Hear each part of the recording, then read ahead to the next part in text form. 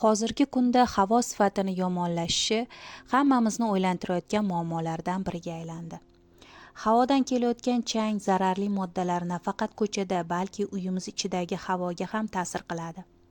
Bugun siz bilan uy sharoitida havoni tabiiy va xavfsiz tarzda tozalash uchun xona gullaridan foydalanish, parvarishi oson, ammo qimmatbaho texnikalarni o'rnini bosuvchi toza nafas manbai bo'lishi haqida gaplashamiz. 1989-yili NASA xona havosini tozalash uchun eng yaxshi uy o'simliklarini aniqlash maqsadida tadqiqot o'tkazdi. Olimlar xona ichi havosi doimiy ravishda zararli uchuvchan organik birikmalar, trixloretilen, benzol, amiak va boshqa moddalar zarrachalarini o'zida saqlashini aniqladilar.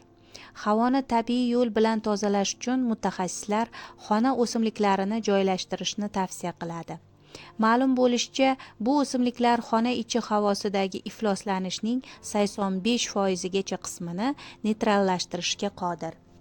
Xona havosida uchraydigan 5 ta zararli moddalar. Alohida to'xtalamiz. Birinchi, formaldegid. Bu DSP, DVP dan tayyorlangan mebel, kavralin, tamaki tutuni, plastik idishlar, maishiy gazda uchraydi. Allergik reaksiya, shilliq qavatni qichishishi, astma va teri kasalliklarini keltirib chiqaradi. Ikkinchi, trixloretilen. Gilam va matolarni tozalash vositalarida, xlorli suvda, printer kartrijlarida, bo'yoq, lak mahsulotlarida mavjud. Juda kuchli kanserogen. Ko'z va terini qichishiga, jigar va buyrakni shikastlashga olib keladi. Uchinchi, benzol. Tamaki tutunida, tozalash va yuvish vositalarida, shu jumladan sovunda, lak, bo'yoq mahsulotlarida, rezina buyumlarida uchraydi. Kanserogen modda. Yog' to'qimasida to'planadi, nafas qisishi, qon bosimini tushishiga sabab bo'ladi. To'rtinchi, amiak. Kompyuter texnikasida, tamaki tutunida, maishiy kimyo vositalarida mavjud. Tomoqda quruqlik, qattiq qichishish, yo'tal, ko'krakda og'riq, halqum va o'pkani shishiga olib keladi. Beshinchi, ksilol toluol. Uning asosida ko'plab plastmassa turlari, lak, bo'yoq mahsulotlari ishlab chiqariladi. Avtomobil chiqindi gazlarida, charm mahsulotlarida va tamaki tutunida ham mavjud. Teri, nafas yo'llari va ko'z shilliq qavatini qichishiga sabab bo'ladi. Ushbu video davomida 10 ta o'simlik turlarini sanab o'tamiz. Ular nafaqat uyni bezab turadi, balki xona havosini 24 soat davomida sodiq va uzluksiz tozalaydi. Marhamat. Xlorofitum. Bu o'simlik eng arzon va eng kuchli havo filtrlaridan biri. Qalin barglari va mayda oq gullari bilan benzol, formaldegid, uglerod oksidi va ksilolga qarshi faol kurashadi. Bolalar va hayvonlar uchun xavfsiz. Bu uning yana bir katta afzalligi. Sansevieria. Juda chidamli o'simlik. Unga zarar yetkazish qiyin. Formaldegid, benzol va trixloretilenni filtrlab tozalaydi. Tungi vaqtda ugлекислый gazni yutib, kislorod ajratadi. Bosh og'riq, charchoq va asabiylikni kamaytiradi. Spatifilum.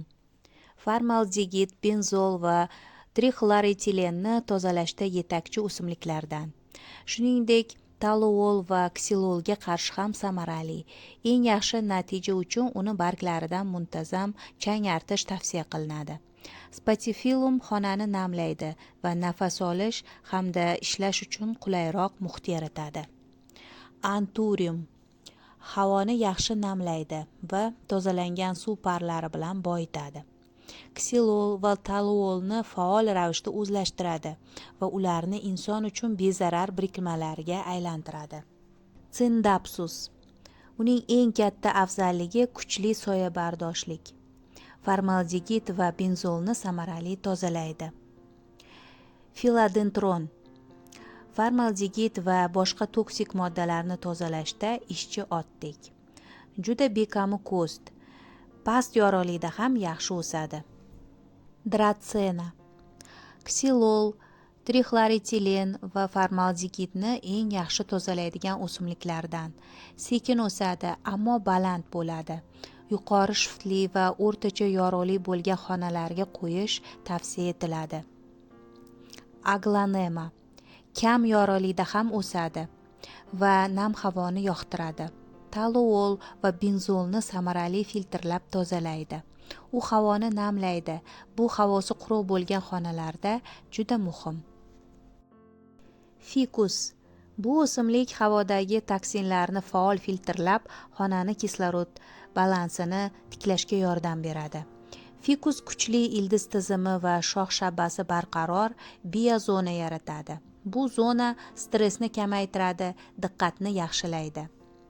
Shiflera guli formaldegid, toluol va benzol birikmalarini tozalaydi. Ayrim mamlakatlarda uni zond daraxt deb atashadi, chunki barglari zond spitsalari kabi bir nuqtadan chiqadi. Uyda havoni toza saqlash sog'liq uchun muhimdir. Sansevieria, spatifilum, xlorofitum kabi gullar shu ishni ajoyib bajaradi. Xonadoningizda ushbu gullarga ega bo'ling. Havo ham, kayfiyat ham yaxshi bo'ladi inshaalloh.